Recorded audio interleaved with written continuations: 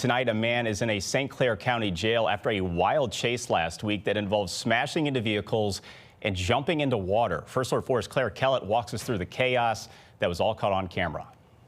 Wednesday afternoon, police responded to the Illinois Central school bus lot here on Buncombe Road in Caseyville. An employee believes she spotted her ex-boyfriend, whom she had an order of protection from. Going back towards the center median again. When officers arrived, the suspect took off. This is video from the helicopter search. A number of agencies joined in as the suspect got on Interstate 255. Well, then the suspect runs into a logjam on 270. But as police surround his vehicle, he rams his way through.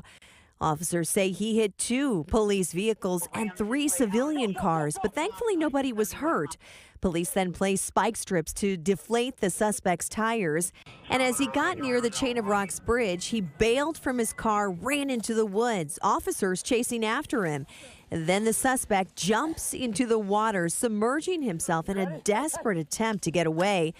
Well, that didn't work. Police arrived with the helicopter overhead, tased him on the shoreline, taking him into custody. And a short time later, police found his gun under the water.